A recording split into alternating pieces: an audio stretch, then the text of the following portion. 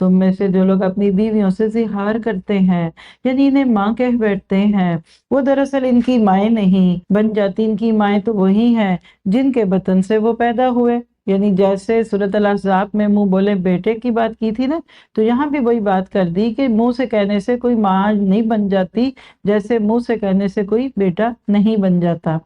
ان کی مائیں تو وہی ہیں جن کے بطن سے وہ پیدا ہوئے ہیں۔ یہاں ایک سائڈ کا نوٹ لکھ لیجئے، ہمارے انڈو پاک کلچر میں بھائی بنانے کا بڑا رواج ہے اور بہن بنانے کا بڑا رواج ہے۔ فلاں کو میں نے جی بھائی بنایا ہوا ہے، وہ کون ہے جو آپ کے بھائی کا دوست ہے؟ فلاں کون ہے، اس کو میں نے بیٹا بنایا، وہ کون ہے جو آپ کے بیٹے کا دوست ہے؟ کہنے کا کیا ہے؟ یاد رکھیے حجاب کی، ستر کی اور خلوت کی ساری پابندیاں ان کے ساتھ ایسے ہی ہوں گی۔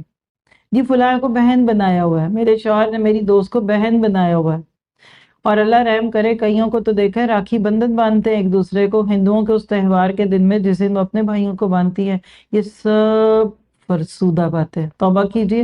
کبھی زندگی میں ایسا کبھی ہوا؟ لمٹ کراس ہوتی، کہاں جا رہی ہیں آپ ان کے ساتھ؟ نہیں نہیں وہ غیر نہیں ہے، اس کو میں نے بھائی بنایا ہوا ہے۔ حالات کا ایسا پیچ چلا کہ کل اسی سے شادی ہو گئی۔ یعنی کل تک بھائی بہن کا رشتہ دنیا والوں میں معروف تھا، ساری دوستوں سہیلیوں کو معلوم ہے، اور بعد میں اسی کے ساتھ شادی ہوئی اور اس کے بچوں کی ماں ہے آج وہ عورت۔ کوئی غرض نہیں اس شادی میں، پہلا غلط تھا، وہ درست نہیں تھا۔ تو ایسی چیزوں سے ایوائڈ کرنا ہے۔